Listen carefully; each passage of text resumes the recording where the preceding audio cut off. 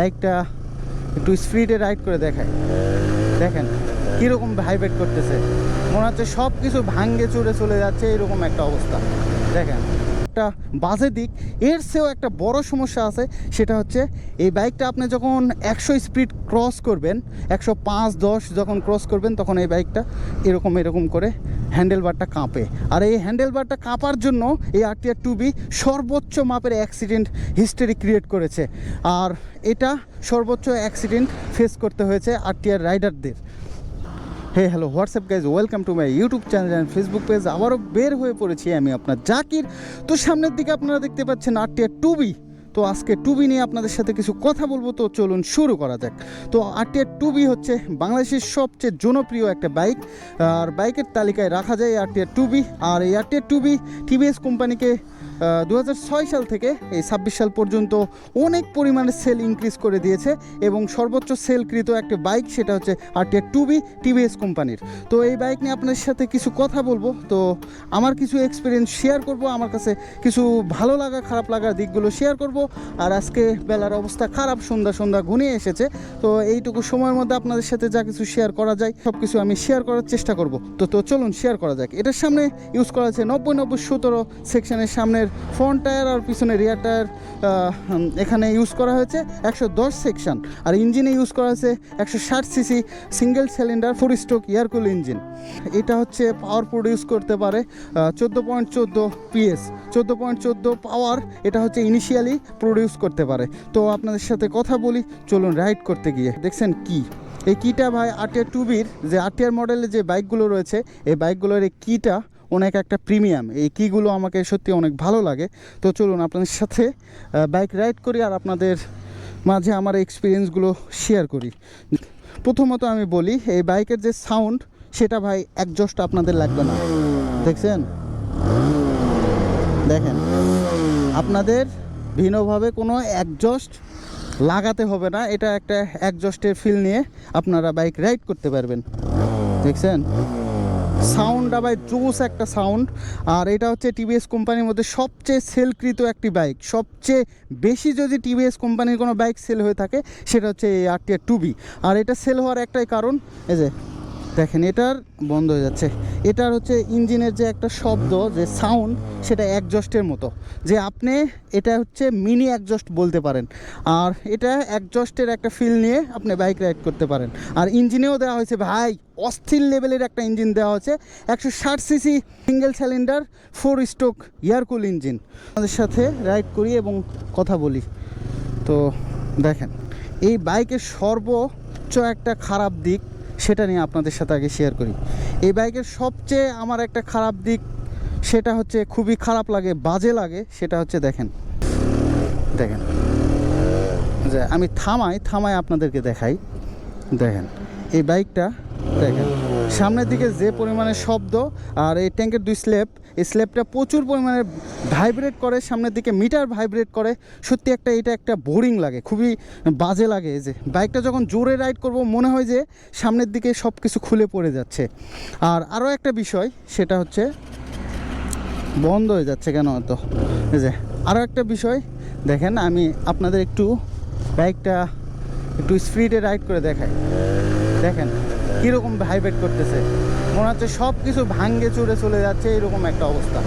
দেখেন 7000 RPM মনে হচ্ছে এত পরিমাণে ভাইব্রেট করতেছে। এই বাংলাদেশের মধ্যে সবচেয়ে কোনো বাইক যদি ভাইব্রেট করে থাকে সেটা হচ্ছে RTR 2B। তো এটা তো 70+ স্পিডে দেখালাম, আমি ভদ্রলোকের মতো একটু রাইড করে দেখাই, তাহলে কি হয় সেটা আপনাদের সাথে একটু শেয়ার করি। এই যে আমি দাঁড়ালাম, আমি একজন ভদ্রলোক। এই যে আমি এখন যাব, এই যে একটা গিয়ার দিলাম, আবারও একটা দিলাম, এই যে আবার দিচ্ছি। দেখেন পিছনে যে সাইলেন্সার, সেটার হচ্ছে শব্দটা ভাই জোস লেভেলের। ইয়াং জেনারেশান এটাতে কোনো অবজেকশান রাখতে পারবে না। আর সামনের দিকে দেখেন, এই যে ধীরে ধীরে বাইকটা রাইড করতেছি, তবুও এই ভাইব্রেট করতেছে বাইকটা। এটা হচ্ছে সবচেয়ে একটা পপুলার একটা বাজে দিক। এর চেয়েও একটা বড় সমস্যা আছে, সেটা হচ্ছে এই বাইকটা আপনি যখন 100 স্পিড ক্রস করবেন, 105-10 যখন ক্রস করবেন, তখন এই বাইকটা এরকম করে হ্যান্ডেলবারটা কাঁপে। আর এই হ্যান্ডেলবারটা কাঁপার জন্য এই RTR 2B সর্বোচ্চ মাপের অ্যাক্সিডেন্ট হিস্টোরি ক্রিয়েট করেছে। আর এটা সর্বোচ্চ অ্যাক্সিডেন্ট ফেস করতে হয়েছে RTR রাইডারদের। তো আজকে ওয়েদারও সন্ধ্যা হয়ে আসতেছে, আর সামনের দিকে না যাই, আর এখান থেকে আমার বাসার দিকে যাইতে যাইতে ভিডিওটা ইনশাল্লাহ শেষ করব। যদি আমাকে মহান আল্লাহ তাআলা বাসে রাখে আর যদি আমি পৌঁছাতে পারি, ইনশাল্লাহ আপনাদের সাথে সব এক্সপিরিয়েন্সগুলো আমি শেয়ার করব। তো একটা সমস্যা এবং একটা খারাপ দিক তো আপনাদের দেখালাম, এবং দ্বিতীয়টা দেখালাম সেটা হচ্ছে এই বাইকে যখন আপনি 100+ স্পিড ক্রস করবেন, তখন এই বাইকের হ্যান্ডেলবারটা এরকম করে কাঁপাকাঁপি করবে। আর এটার কারণে এই বাইককে অ্যাক্সিডেন্টের কিং বলা হয়। আরেকটা বিষয় যে আজকে সময় নাই, যদিও বা বলি যে একটা বাইকের তো খারাপ দিক সব হতে পারে না। এখন যে আপডেট এসেছে এই বাইকটা, সেটা ভাই অনায়াসে নেওয়া যাবে। সামনে ABS ইউজ করা হয়েছে, যে পিছনের রিয়ারে ডিস্ক ইনস্টল করা হয়েছে, খুবই ভালো। আর আরেকটা বিষয় যে এই বাইকের একটা খারাপ একটা বিষয়, সেটা হচ্ছে ঘাটটা প্রচুর পরিমাণে খাটো। এক কথায় যেটা বলা হয় খাটো, অল্প জায়গার মধ্যে আপনাকে ঘোরাতে পারবেন না। এই বাইকের 3টা সমস্যা বলতে গেলে ভালো খারাপ 2টা দিকই থাকে। তো এই ধরেন যে 2 লাখের মধ্যে যে একটা বাইক সর্বোচ্চ সব কিছু দিয়ে একটা মানুষকে স্যাটিসফাই করবে, সেটা তো কখনোই মানা যায় না। এটা হচ্ছে বিষয়। আর এই বাইকের ভালো কিছু দিক দেখাই, এটা হচ্ছে ভাই 4B'র সাথে টক্কর দিবে এরকম একটা বিষয়। Pulsar, Gixxer, monotone, Gixxer SF, যেগুলো হচ্ছে 150 সিসি সেগমেন্টের যে বাইকগুলো, সেগুলো এই বাইকের সাথে বিটি করতে পারবে না যদি হ্যান্ডেলের সমস্যা না হয়। এই বাইকের যে ইঞ্জিনের পাওয়ারটা প্রডিউস করা হয়েছে ভাই, 14.14 PS, এটা হচ্ছে পাওয়ার প্রডিউস করতে পারে। তো ভাই অসাধারণ একটা ইঞ্জিনে পারফরমেন্স করা হয়েছে এই বাইকে। আর এই বাইকে পাওয়ারটা হওয়ার কারণে ইয়াং জেনারেশনের ক্রাশ বলা যায় এই RTR 2B বাইক। তো এই বাইকটা আমারও পার্সোনালি ভালো লাগে। আর বিষয় হচ্ছে বাইকের ভালো খারাপ দিক থাকতেই পারে। তো আপনি যদি এটা দেখে শুনে চালান, তাহলে বাইক কখনো অ্যাক্সিডেন্ট হবে না। বাইক কখনো অ্যাক্সিডেন্ট হয় না ভাই, আপনি যে অনুসরণ করবেন বাইকও সেভাবেই চলবে। আপনি যদি ভাই এই বাইকে পাওয়ার আছে, এই পাওয়ারটা সব জায়গায় খাটাতে যান, ব্রেক নেয় আপনার বাইকে, আর আপনি যা পাওয়ার খাটাচ্ছেন, তাহলে তো ভাই অ্যাক্সিডেন্ট হবেই। আপনারা যদি দেখে শুনে চালান, তাহলে কোনো বাইকই অ্যাক্সিডেন্ট হবে না, আর কোনো বাইকই অ্যাক্সিডেন্ট কিং না, আমি এটা বিশ্বাস করি না। তো এটা হচ্ছে বিষয়। এই বাইকের যে একটা ইনিশিয়ালি পাওয়ার ভাই, এই পিকআপের যে একটা পাওয়ার, সেটা আমাকে মুগ্ধ করে তোলে বারবার। যদিও বা এটা ওল্ড মডেল, তবুও আমি এই বাইকের যে থ্রোটলটা যদি আমি প্রেস করি, আমি মুগ্ধ হয়ে যাই। তো চলুন, এই আর ভিডিওটা কন্টিনিউ করতে চাচ্ছি না, আমি চলে আসি আমার বাসার দিকে। তো এই বাইক নিয়ে আপনাদের সাথে আবারও নেক্সট ভিডিওতে কথা হবে। আরও অনেক কিছু আছে।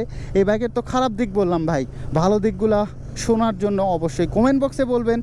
আর আমি ছিলাম আপনার জাকির। এতক্ষণ আমার ভিডিও যদি কাছে দূরে যেখান থেকে দেখুন, সবার জন্য সুস্বাস্থ্য কামনা করছি।